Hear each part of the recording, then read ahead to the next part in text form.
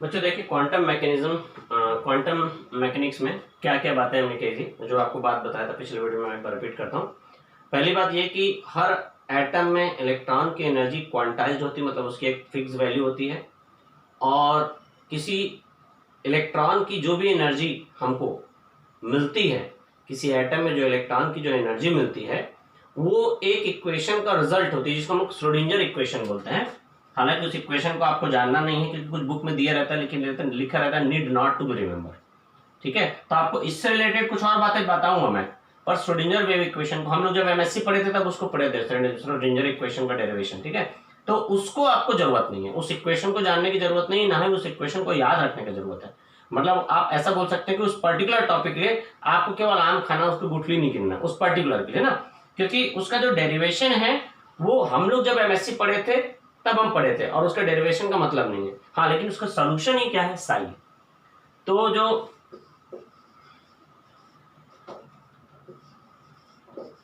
Schrodinger जो wave equation है, Schrodinger wave equation, उसका सॉल्यूशन है साई। ठीक है, तो क्या क्या बात बताई गई कि किसी एटम में एक इलेक्ट्रॉन की एनर्जी क्वांटाइज्ड होती है, मतलब एक पर्टिकुलर इलेक्ट्रॉन की एनर्जी फिक्स्ड है। किसी भी एटम में इलेक्ट्रॉन की जो एनर्जी है वो इस इक्वेशन का रिजल्ट है।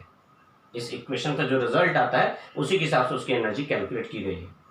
दूसरी बात यह बताई गई कि किसी भी एटम में इलेक्ट्रॉन की पोजीशन और उसकी वेलोसिटी का एक साथ सही सही डिटर्मिनेशन पॉसिबल नहीं है, ऐसा इस थ्योरी में भी माना गया है, जो हाइजेनबर्ग अनसर्टेनिटी प्रिंसिपल और ड्यूअल नेचर ऑफ पार्टिकल में बताया गया था। फिर दूसरी बात ये बोली गई, इस मैकेनिक्स के हिसाब से एटम में जो ऑर्बिटल है उस ऑर्बिटल को वेव फंक्शन माना गया है।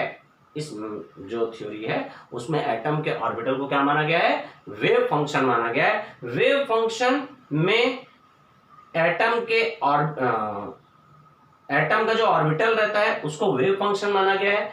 किसी एक पर्टिकुलर इलेक्ट्रॉन के ऑर्बिट, सबशेल और ऑर्बिटल की जानकारी वेव फंक्शन में ही होती है। किसी एटम के ऑर्बिट, सबशेल और ऑर्बिटल की जानकारी वेव फंक्शन में होती है। कैसे होती है वो भी मैं आपको आगे बताऊंगा।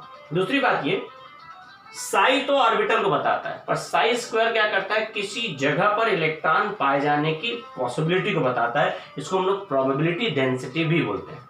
जहां पर इसकी वैल्यू ज्यादा रहेगी, मतलब उस जगह में इलेक्ट्रॉन पाए जाने की संभावना ज्यादा रहेगी, जहां इसकी वैल्यू कम रहेगी वहां इलेक्ट्रॉन पाए जाने की संभावना कम रहेगी। ठीक है, देखिए, तो अब इन्हीं पॉइंट्स के बेस पर हम लोग आगे की चीजें जो है पढ़ेंगे। अब ये देखिए, इसमें क्या किया गया, एक ग्राफ बना है, देखेंगे। ये तो मैंने आपको क्वांटम मैकेनिक्स के बारे में बताया, इसके जो थ्योरेटिकल पार्ट्स है जिसको मैं रिपीट कर दिया हूं, तो वो आपको बहुत ज्यादा जानने की जरूरत नहीं है, मतलब आप सुन लिए, समझ लिए, काम खत्म है। मेन अब जो मैं बता रहा हूं वो सुनिए। एक बार एक ग्राफ खींचा गया, ये जो ग्राफ खींचा गया साई और 1s ऑर्बिटल के लिए खींचा गया, तो इसमें ग्राफ ऐसा है। ये क्या है, ये है डिस्टेंस फ्रॉम न्यूक्लियस, जिसको हम लोग आर बोलते हैं। तो इसमें दिख रहा है कि जैसे जैसे न्यूक्लियस भाई इधर आ रहे हैं तो इधर डिस्टेंस 1 है, इधर मान लीजिए ऐसा है 1 2 3 4 ऐसा है, इधर आ रहे हैं तो अपन डिस्टेंस कम हो रहा है ना न्यूक्लियस से, 4 से 3 फिर 2 फिर 1, मतलब इधर न्यूक्लियस से डिस्टेंस कम हो रहा है, तो ये इलेक्ट्रॉन पाए जाने की पॉसिबिलिटी बढ़ रही है। ये दिख रहा है 1s में, ऐसा आ रहे हैं, वह न्यूक्लियस के पास आते जाएंगे तो इलेक्ट्रॉन की डेंसिटी ज्यादा है, ऐसा इसमें दिख रहा है। 1s के लिए ग्राफ ऐसा है। यही ग्राफ जब 2s के लिए खींचा गया,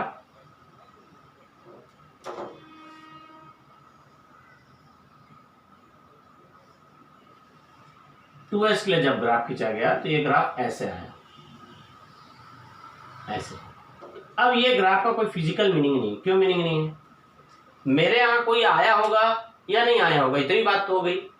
मेरे यहां मेरा दोस्त आया होगा या नहीं आया होगा, ये दोनों बात समझ में आती है। पर मेरे यहाँ मेरा दोस्त निगेटिव आया होगा, उसको कोई मीनिंग समझ में आ रहा है?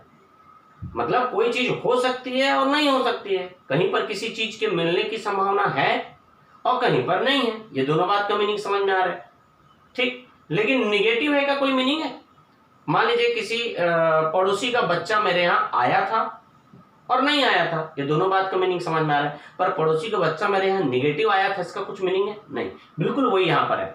ये क्या है देखिए, आप यहाँ पर ग्राफ में देखिए, ये 0 है, ओरिजिन है मतलब, तो ओरिजिन के नीचे तो नेगेटिव नहीं होगा। तो इसमें क्या दिख रहा है कि ये ऐसा पूरा जुड़ेगा, इसमें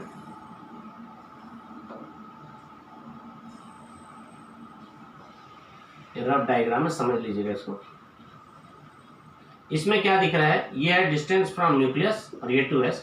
इसमें क्या दिख रहा है, न्यूक्लियस के पास इलेक्ट्रॉन पाए जाने की संभावना बहुत ज्यादा थी, धीरे धीरे इलेक्ट्रॉन पाए जाने की संभावना कम हुई, फिर इलेक्ट्रॉन पाए जाने की संभावना 0 हो गई, फिर नेगेटिव हो गई। ऐसा बोल रहा है किसके लिए, 2s के लिए, जबकि ऐसा होता ही नहीं है। हो क्यों नहीं सकता?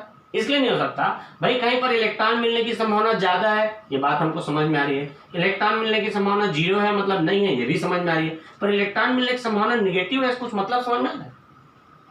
कोई मतलब नहीं। तो इस ग्राफ का कोई फिजिकल मीनिंग नहीं निकल रहा था, तो दोबारा ग्राफ खींचा गया। अब जो ग्राफ खींचा गया वो साई स्क्वायर और आर के बीच खींचा गया। अब जब ये ग्राफ खींचे तो 1s का ग्राफ तो ऐसा ही आया, पर 2s के ग्राफ में ये वाला पार्ट ऊपर आया। ठीक है, अब ये साई स्क्वायर, तो ये कहलाता है प्रोबेबिलिटी डेंसिटी कर्व। इसके बेस पर हमको ऑर्बिटल का शेप जानने में बहुत मदद मिली। इस ग्राफ में क्या समझ में आ रहा है कि अच्छा देखिए, ये जो जगह है ये क्या बता रहा है, यहाँ इलेक्ट्रॉन पाए जाने की संभावना ज्यादा थी, धीरे धीरे कम हुई, फिर 0 हो गई, फिर बढ़ी, फिर खत्म हो गई।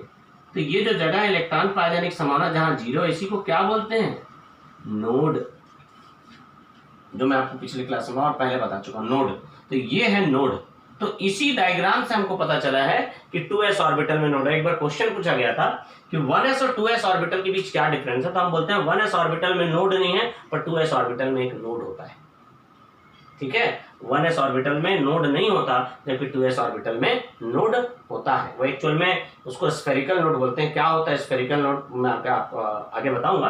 पर यहाँ पर अंतर यह है कि क्वेश्चन पूछा गया कि 1s और 2s ऑर्बिटल में क्या अंतर है, तो बोलेंगे 1s ऑर्बिटल में नोड नहीं रहता, 2s ऑर्बिटल में नोड होता है। अब इस चीज को ग्राफ से कैसे दिखाएंगे, मतलब डायग्राम कैसे बनेगा। तो 1s का ऑर्बिटल को ऐसा बनाते हैं, 2s ऑर्बिटल को ऐसा बनाते हैं।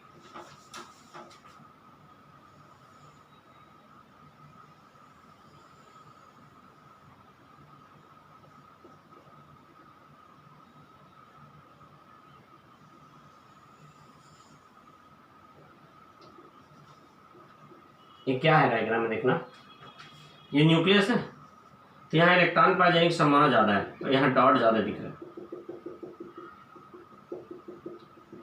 फिर यहाँ इलेक्ट्रॉन पाए जाने की संभावना धीरे धीरे क्या आ जाएगी, कम हो जाएगी। इसलिए ग्राफ 1s का ऐसा बना। कि किसके लिए, 1s के लिए। 2s में आप क्या देखेंगे, न्यूक्लियस के पास इलेक्ट्रॉन पाए जाने की संभावना ज्यादा थी, मतलब जो ग्राफ में दिख रहा है उसी को यहाँ ड्रॉ करें। इलेक्ट्रॉन पाए जाने की संभावना ज्यादा थी न्यूक्लियस के पास में, ठीक है, संभावना ज्यादा थी। फिर इलेक्ट्रॉन पाए जाने की संभावना क्या हो गई, कम हो गई, फिर 0 हो गई, फिर कम हो गई। यही चीज यही तो दिखा ना, पहले इलेक्ट्रॉन पाए जाने की संभावना ज्यादा थी, फिर 0 हो गई। इलेक्ट्रॉन पाए जाने की संभावना थी, धीरे धीरे कम होते तो 0 हो गई। इलेक्ट्रॉन पाए जाने की संभावना ज्यादा थी, धीरे धीरे कम होते तो 0 हो गई। तो 0 कहाँ हो गई, ये फिर बढ़ी, फिर खत्म हो गई। तो ये जो जगह है ना जहाँ इलेक्ट्रॉन नहीं मिल रहा है, इसी को हम लोग नोड बोल रहे हैं। और आपको मालूम है कि s ऑर्बिटल स्फेरिकल रहता है बॉल के जैसा, तो ये जो नोड है इसको एक्चुअल में क्या बोलते हैं, स्फेरिकल नोड। क्या बोलेंगे, स्फेरिकल नोड। तो ये जो ग्राफ है इसको प्रोबेबिलिटी डेंसिटी कर्व बोलते हैं। और ये ग्राफ जो है साई स्क्वायर और आर के बीच, पहले किसके बीच खींचा गया था, साई और आर के बीच।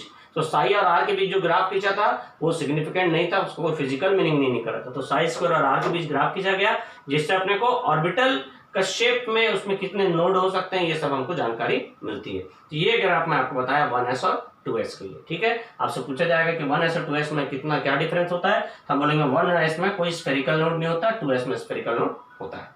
ठीक है, तो ये आपको मैंने जानकारी दे दिया, क्वांटम मैकेनिक्स के बारे में कुछ जानकारियां और साइज रिलेटेड बात। ठीक है, साइज रिलेटेड और कुछ जानकारियां हैं जो मैं आपको नेक्स्ट क्लास में बताऊंगा, और ऑर्बिटल्स के शेप, नोड और नोडल प्लेन के बारे में नेक्स्ट क्लास में पढ़ेंगे।